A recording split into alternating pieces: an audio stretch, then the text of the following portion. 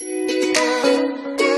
everyone, I'm Jeakita and I'm an AMIEA trainer in South Africa. When AMIEA asked us to do this weekly tip, I was very excited to share some of my knowledge and hopefully help you improve some of your work. So I want to share a few tips with you on doing shaded brows. One of the things that I see a lot of people struggle with is doing the correct pressures, so implanting the pigment into the correct layer of the skin.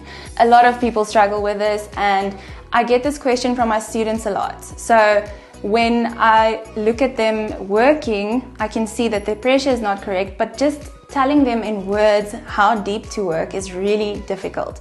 So I've come up with a really cool idea of how you can test your pressure and also how you can make sure during your procedure that your pressure is correct and also practice at home to do it in the correct way. Okay, so a lot of you might have seen that I work with the Organicline mostly. I love the Organicline. That's the pigments that I was taught with.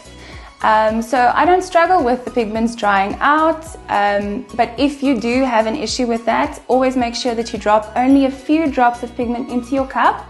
Once it starts drying out a little bit, you just drop some more and you don't mix it in.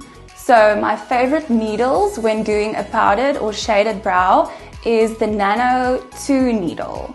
If you don't have a Nano N2, you can work with any 1-point needle. So the 1 liner is fine and the 1 micro is also great. Another thing that a lot of people struggle with, I see, is getting the pigment implanted into the skin. So one of the most important things to do when doing a shaded brow is to stretch correctly. You need to use a 3-way stretch, make sure the skin is completely flat, and keep your needle at a 90-degree angle. Okay, so I use this tissue technique by doing a nice stretch on my tissue and then using my device to do my shading as per usual, to test my hand pressure, to test my speed of hand, and also if the speed of my device is correct.